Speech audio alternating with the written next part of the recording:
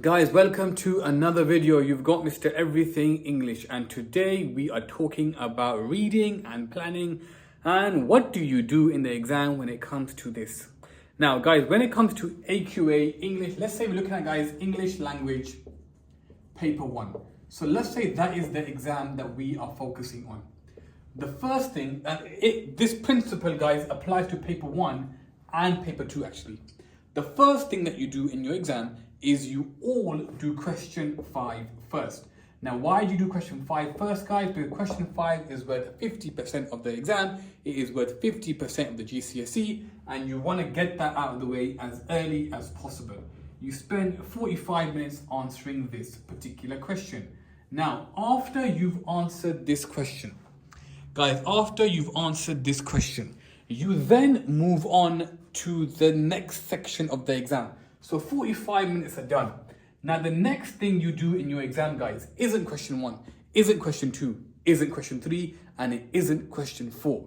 The next thing you do in your exam is you read and you plan. This is your reading and planning time. Now AQA have given all of you 15 minutes to do this. But here's the question.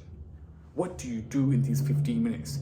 I know some students who say, sir, you know what? Nah. Planning isn't for me. I can open the paper and just bang out the questions one by one and I'll be all right. Then you get some students who say, sir, you know what? I'm going to plan as I go along. Now, the danger of those two students is as follows. The one that doesn't plan halfway through the exam normally realizes, hold on a second, I don't know what to say anymore. So let me go back and read the source again and again and again. And they waste so much time because they didn't utilize the planning time at the beginning. And rather than spending 15 minutes planning and getting it out of the way, they've spent half an hour going back and forth, looking for quotes, looking for structural devices, looking for language devices, and they've wasted more time. Now those students, I've seen a few who do plan. But when they start the exam, they realize that their plan can't help them because their plan isn't useful. Guys, these 15 minutes is super crucial because these 15 minutes, they're the bridge. They set up the next part of the exam. If you read and you plan correctly, then your question 1 answer, your question 2 answer, your question 3 answer, and your question 4 answer will be much easier. My rule is this. You do question 5, then you read and you plan. And after that point, you just write. Answer question 1, answer question 2, answer question 3, answer question 4. You don't read the source again. You don't go back and check certain things because you've planned so well that on your extract, you've got all the answers that you need and you're good to go. So how do you read and how do you plan? There's one very basic rule, guys. I want all of you to spend 15 minutes doing what exactly? I want you to read and plan at the same time. I want all of you guys to read and plan at the same time. I don't want you guys reading the insert first, then reading the questions. The first thing you do in your reading and planning time is you read the 4 questions. The reason you read the 4 questions is just so you have an idea of what you're looking for. Then you get your pen, you get the insert, and you begin reading and planning. So for example, if we look at question number 1, question number 1 is always about the first paragraph. So when we're reading the first paragraph, we're picking out everything we need to answer the first paragraph. Question number 2 is always about the second paragraph. And question number 2 is the language question. So we know we're picking language devices. We know we're doing 2 paragraphs. So when we're reading that paragraph, we're going to pick 2 quotes to answer the question. Question number 3 is always the same. How does the writer use structure to interest the reader? So while I'm reading the extract, I'm going to pick out 2 structural devices that I think are the most interesting. And question number 4 is always on the last third of the extract. So all I do is when I get to that part, I then pick out the quotes that I need for that question. Now guys, I'm going to show you live how to plan. If you want guys at home, time me 15 minutes. I reckon I can do it in 10. I'm going to read and plan at the same time, and I'm going to do it, I'm going to model it exactly how I want you to do it in an exam. Let's imagine we're looking at this particular exam. We know that the first thing we do is we read the questions. So I know that question 1, I'm looking at lines 1 to 5 guys for question number 1. And I'm looking at what are 4 things that we learn about Zoe's surroundings. For question 2, I'm looking at lines 9 to 14, and I'm looking at how the writer uses language to describe Zoe's feelings. Question number 3 will always be how has the writer structured the text to interest the reader, and this is whole of the source. And question number 4 guys, we're looking at lines 28 to the end, and it says, in this part of the story where Zoe and Jack are caught in the avalanche, I can't believe Zoe is so slow to react to the warning signs, because in the end the situation sounds really dangerous. To what extent do you agree? And we always strongly agree. So now I know what the 4 questions are. I can now go and begin to plan. So let's look at the first paragraph. Now imagine this is my first reading. While I'm reading, I'm going to be picking out my answers. So the first question was, list 4 things about Zoe's surroundings. So in Zoe's surroundings guys, it was snowing, there were flakes, there was the mountain air was prickling with ice, there was the smell of pine raisin, and there were irregular peaks in the mountain. That's done. That is question number 1 now planned and done. I can then answer my question because I've got my quotes ready. Now question number 2 was looking at lines 9 to 14, and we are looking at Zoe's feelings. So guys, question number 2 is looking at lines 9 to 14, and we are looking at how does Zoe feel in this part of the text. If there are a few moments Zoe knew that she had trapped one such moment. Okay, 1 is Zoe knew she had trapped one such moment. And the second one guys is I am an eagle. These are the 2 that I will use, but this is not enough for this question because it's a language question. So in my planning, I have to get everything done for me to begin my exam. So Zoe knew she had trapped one moment. How does Zoe feel in this part of the text? I would argue, guys, my point could be something like Zoe feels mesmerized. She wants to keep this moment forever and ever and ever. And therefore, guys, I would talk about how here the writer has used personification. So this would be the technique that I am analyzing. And when it comes to zooming in, I will be zooming in to the verb trapped. And that is what I shall be zooming into. Now for the second part, guys, I am an eagle. This one's pretty straightforward. In this part, Zoe is feeling extremely brave. She is feeling extremely confident. And what technique has the writer used here? The writer has used a metaphor as the technique, and when I zoom in, I'm going to zoom into eagle, and I'm going to use the technique of symbolism, because an eagle symbolizes more than just a bird. It is the powerful, it is the hunter, it is the most feared predators, or one of the most feared predators. So that is what I will be talking about in that quote. So guys, that is now, if we're looking at it guys, this here was question number 1. Over here, if we're looking guys, I've now planned question number 2. So that's question 1 and question 2 planned, and I think I've used about 3 minutes of my time. Now we look at question number 4. Now question number 4 looks at structure, and how does the writer use structure to interest the reader. The first thing I do in my exam is I zoom out and I look for any easy structural finds. Are there any really short paragraphs? Is there any dialogue that I can pick out straight away? Now that's page 1 guys, and that is page 2 because structure looks at the whole text. Let's look at this part here guys. Get to the side, She knew it was an avalanche. Jake slowed, batting at her with the ski pole. Get into the trees, hang on to a tree. All right, cool. I'm gonna use this part here guys. Get to the side, get into the trees, hang on to a tree. This is going to be my first pick for question number 3. And the first technique, so my point guys here is this, that structure creates interest here. My point is going to be through emphasizing the danger that awaits them. Now, what technique will I be analyzing in this quote?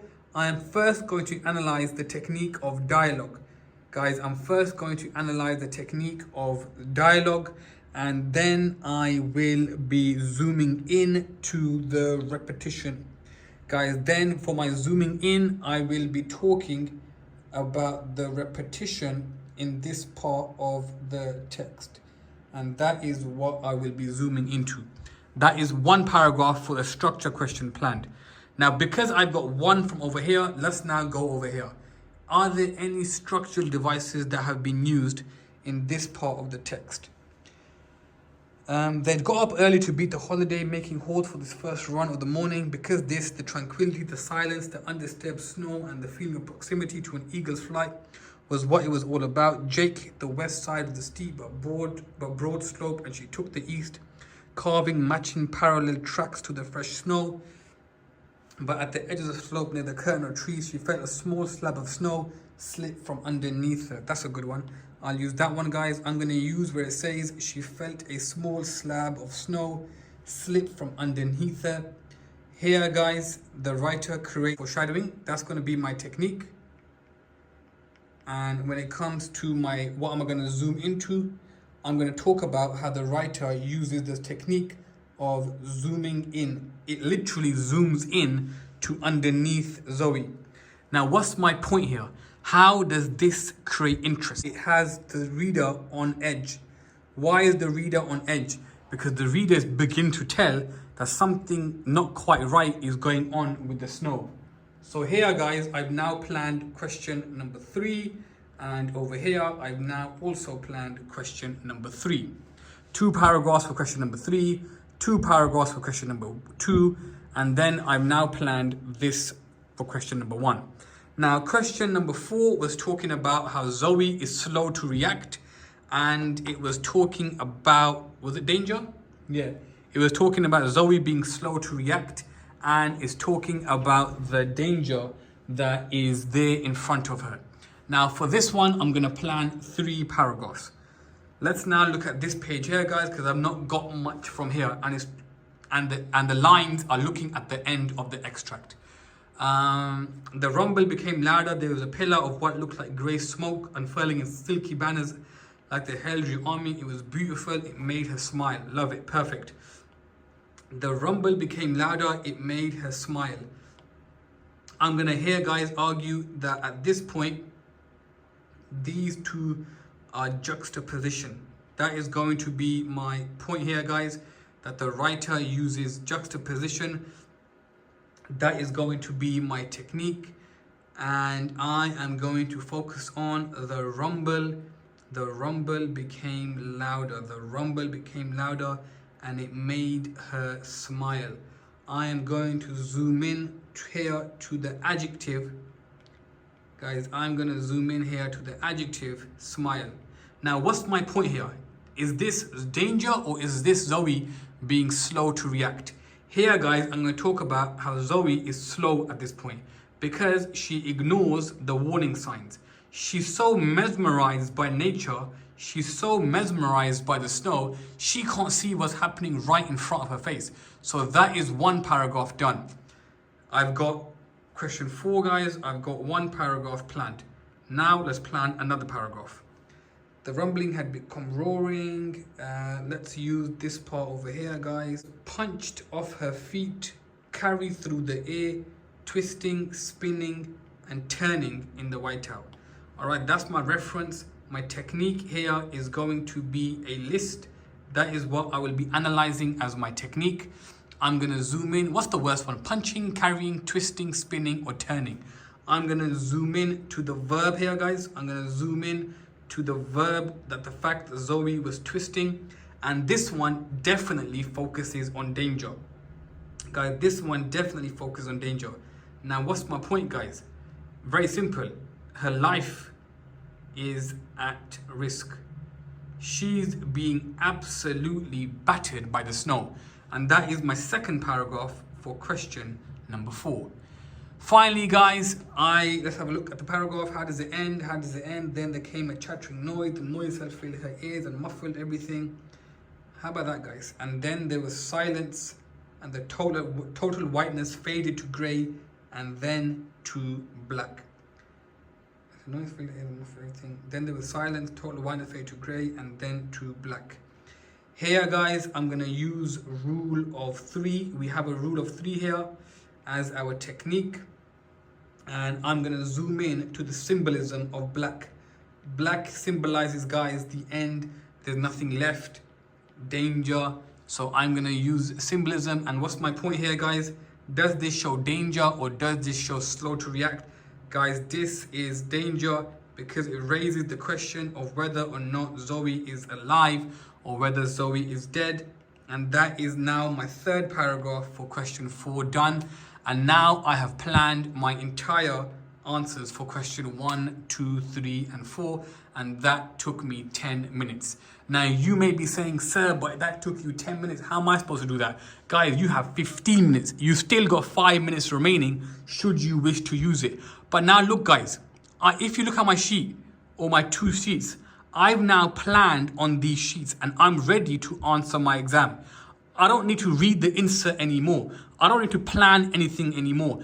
I've got everything I need on these sheets and now I'm in a lovely, beautiful position to begin answering question 1, question 2, question 3, and question number 4. The reason I labeled the question on the side, so question 1 and question 2, is because when I'm doing my answers, I can easily refer, okay, question 2, that's what I need. Question 3, that's what I need. Question 1, that's what I need. I don't need to go through and figure out what means what.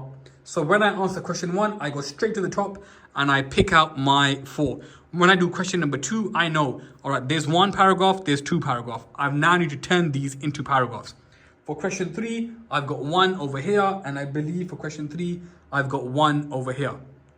Question 4, I've got nothing on this side. So I know for question 4, I've got 1 over there, I've got 1 over there, and I've got 1 paragraph over there.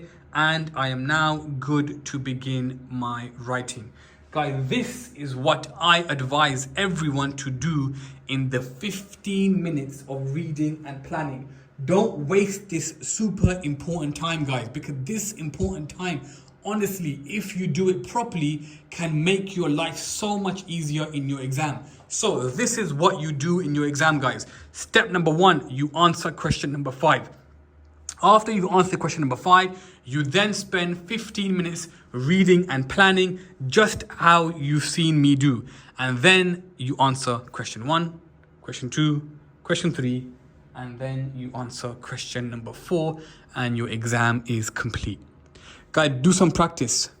What I just did, print out some inserts, hit 15 minutes on the clock, and see how far you get. Guys, as always, I hope the video was beneficial. It's been Mr. Everything English. Peace.